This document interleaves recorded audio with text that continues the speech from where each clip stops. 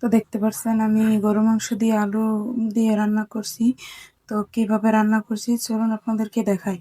প্রথমে রাইস কুকারে রান্না করব, তার জন্য রাইস কুকারে গরু মাংস নিয়ে নিয়েছি 1 কেজি পরিমাণে।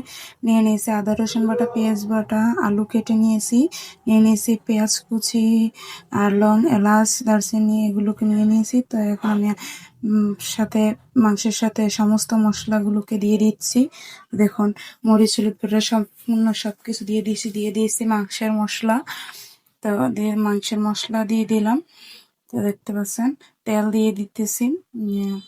তেলগুলো দিয়ে দিচ্ছি। তো একটু মাংসের মধ্যে একটু তেলটা বেশি দিতে হবে, তাই আমি একটু তেলটা পরিমাণ একটু বেশি দিয়ে দিচ্ছি। তো দেখুন এখন মাংসটাকে ভালো করে আমি মাখিয়ে নিচ্ছি হাত দিয়ে। যত মাখাবো মাংসটা কিন্তু খেতে তত বেশি ভালো লাগবে।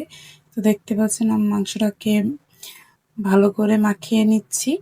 রাইস কুকারে রান্না করব, তো দেখুন কেমন হয়। তো দেখুন মাখিয়ে নিয়েছি। আর এ জায়গায় আমি অল্প পরিমাণে একটু পানি দিয়ে দিয়েছি, যেহেতু কষাবো তাই ঢাকনাটা দিয়ে দিলাম। তো দেখতে পাচ্ছেন ঢাকনা দিয়ে দিলাম কষানোর জন্য রাইস। তো দেখতে থাকুন কীভাবে রান্নাটা করি। যে দেখতে পাচ্ছেন কষানোর জন্য দিছিলাম। তো দেখুন যে উপরে আসছে, তো ঢাকনাটা উঠিয়ে একটু নেড়ে দিচ্ছি। তো দেখতে পাচ্ছেন গরু মাংসটা জন্য কষানোর জন্য বসিয়েছি। তো দেখুন আবারও ঢাকনাটা উঠিয়ে একটু ভালো করে নেড়ে চেড়ে দিচ্ছি। গরু মাংসটা যাতে ভালো করে সিদ্ধ হয় তার জন্য একটু ভালো করে কষাবো। তো দেখতে পাচ্ছেন আমার গরু মাংসটা কিন্তু প্রায় কষানো শেষ। তো দেখুন গরু মাংসটা কষিয়ে নিয়েছি ভালো করে। তো কেমন এখন আমি কেটে রাখা আলুগুলো দিয়ে দিয়েছি কষানোর মধ্যেই।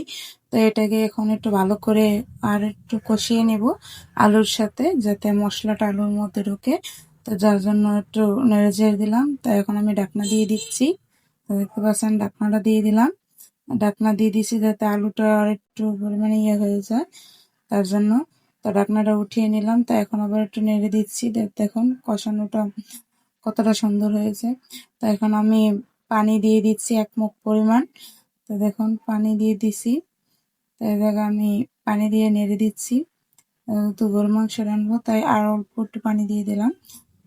গরু মাংস দিতে ভালো সিদ্ধ হয়, তার জন্য পানিটা একটু বেশি দিয়ে দিয়েছি। তো দেখতে পাচ্ছেন এখন একটু নেড়ে চেড়ে দিয়ে দিলাম।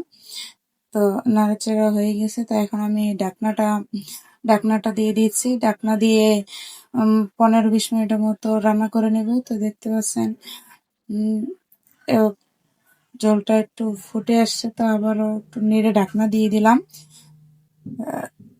তো দেখতে পাচ্ছেন দেখুন মাংসের কালারটা কেমন আসছে। একটু নেড়ে চেড়ে দিয়েছি তো কষানোর জন্য পুরো জল দিয়ে দিয়েছি। তো দেখুন আর কিছুক্ষণ রান্না করে নেব, তাহলে মনে করেন আপনার গরু মাংসটা